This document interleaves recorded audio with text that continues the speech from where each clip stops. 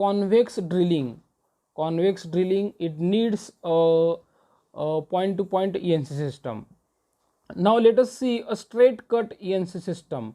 Straight cut ENC system is mostly used for milling operations. You can see this figure. In this figure, this is a milling tool, and there is a workpiece which is to be milled, and this spindle moves along the surface of the workpiece, and you can mill the component. So you can see here the direction of milling tool, in which it moves, that is shown in this diagram. So this tool moves from this location to this location in a direction of C section. So milling operation will happen from straight cut ENC system because tool is going to move in a straight direction along the surface of workpiece. Now let us see a contouring system. A contouring system, it is a very useful system. As per the desired path, as per the will of a manufacturer or a user, you can move the tool in any direction. Suppose I want to move the tool in straight direction, you can move. You want to move the tool in a circular direction, you can move. If you want to move the tool from point to point also, you can move. So desired cutter path that you can obtain by using a contouring system. A special contour you have to define for milling or a drilling operation. So contour system is used for both. Here in the diagram I have shown here, only a milling operation is shown in this diagram, but it can be also used for a drilling operation or a slotting operation. For both operations, if you want to create a slot in a particular contour direction or in a desired path, you can use this contouring system option. Now let us see the next type, incremental and absolute positioning system. So both are very important for writing a part program. Mostly we write a part program in absolute positioning system. So what is the difference in between these two, absolute system and incremental system? Let us understand this. So here one table I have shown here. In the table there is a absolute system coordinates and there are incremental system. These are the increment system coordinates and these are the absolute system coordinates, and these are the whole positions A, B, C which are shown in this diagram. This is the position of A, this is position of B, and this is position of C. Now what happens actually in the absolute coordinate system? Suppose this is a origin I have shown here. With respect to origin, coordinates of point A is written. With respect to origin, coordinates of point B is written. Similarly, with respect to origin, coordinates of point C are written. This happens in absolute coordinate system. But in incremental coordinate system, if you write a coordinates of point A with respect to origin, but while writing coordinates of point B, you should write the coordinates of point B with respect to point A. Means next point, while writing coordinates of next point, previous point should be a origin. Suppose in this diagram we want to write coordinates of point C, point B should be a origin.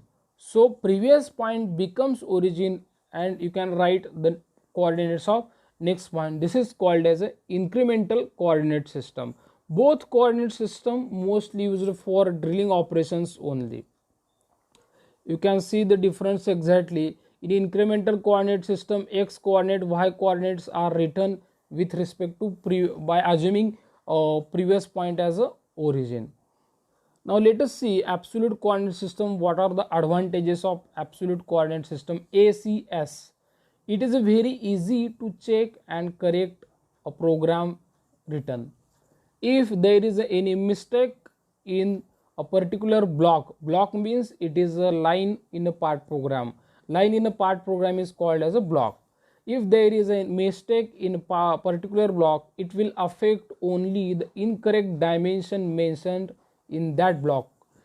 It means if you have written any wrong instruction in a part program, only that line will be affected. Complete part program will not be affected. The other part programs remains unaffected as all dimensions are referred with respect to only one origin.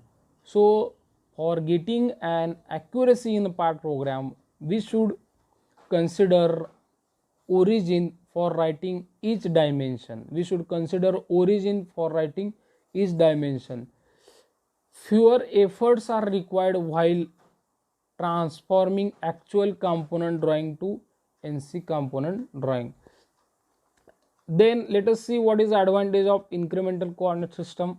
For complicated components like pockets and races, the dimensioning system is more advantageous. And what is the disadvantages?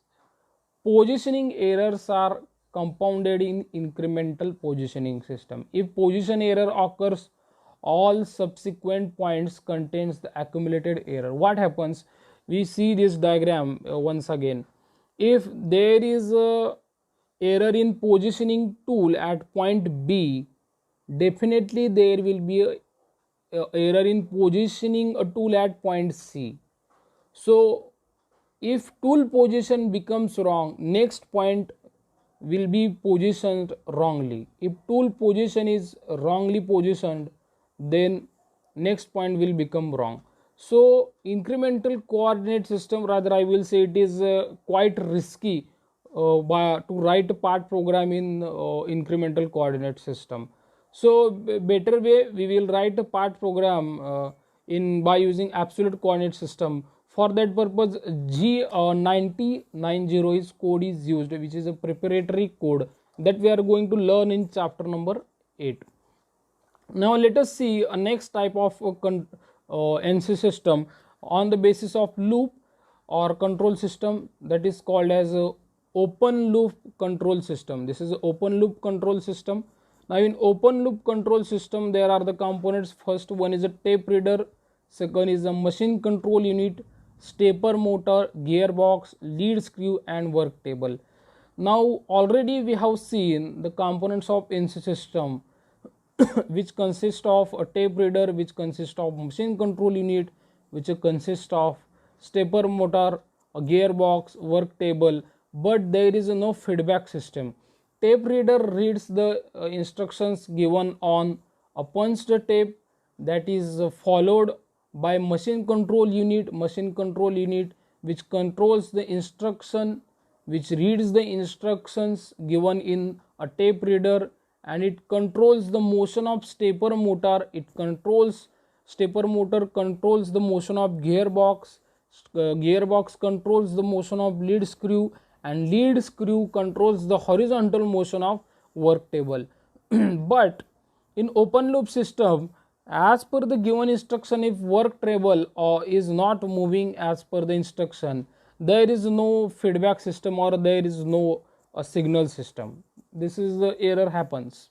So there should be always calibration of output of these systems.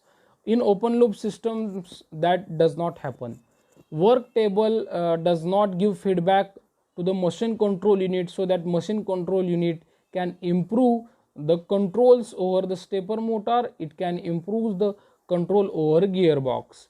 So that lacuna is covered by a closed loop system that we can see here. Closed loop system, let us understand first of all, then we will see the advantages and disadvantages of each system. In closed loop system, there is a tape reader. You can see there is a tape reader in closed loop system. Once again, there is a comparator, which is a new component incorporated in closed loop system, amplifier and signal processing unit, stepper motor, gearbox, machine tool movement. Now here you can see directly a machine tool movement, it gives a feedback to a comparator. Now what comparator does? Comparator compares the actual machine tool movement and given machine tool movement in a tape reader. If there is a little bit difference in actual motion and given motion, then it simplifies, and once again a comparator passes the instruction to amplifier and signal processing unit. Once again stepper motor is rotated and it controls the gearbox motion, and once again machine tool movement is controlled. Is, for example, machine tool movement is programmed as a 5 mm in a part program, but in actual there is a machine tool movement of 4.9 mm, so there is an error of 0.1 mm. So comparator compares this 5 mm and 4.9 mm, so there is a error of 0.1 mm. So comparator once again gives instruction to the amplifier and signal processing unit. It moves the stepper motor, it moves the gearbox, it rotates the gearbox, it operates the gearbox, and so that there will be a movement of machine tool by 0.1 mm. So remaining movement of 0.1 mm will happen by the instruction of only and only comparator. So comparator is a new component which is incorporated in closed loop system. Now let us see advantages and disadvantages of both the systems. First one is these are less costly. Open loop system is less costly. These are less complex. These are easier to maintain and popular with smaller NC machines. Disadvantage is that there is no way to correct any error that may occur during operations because there is no feedback to controller. Just now I have discussed, if there is an error of 0.1 mm, there is no chance to correct that error. Typically a lower torque motor is used in open loop closed system. Now let us see the advantages and disadvantages of closed loop system. Higher accuracy is achieved because of implementation of a comparator. Comparator is mounted in between tape reader and signal processing unit, as we have discussed. There is automatic compensation for error. As I told you, 0.1 error, 0.1 mm error is there, then it is compensated automatically. It is more preferred in large ANC machines because of the higher load. Disadvantage is that the systems are more complex and more expensive to buy and maintain. Now remaining part of this chapter we will see in a next video. All students are requested to watch the video and go through the test that I have uploaded on Google Classroom. Thank you very much for listening this lecture. You are requested to write your doubts in a Google Classroom. Thank you. Have a nice day.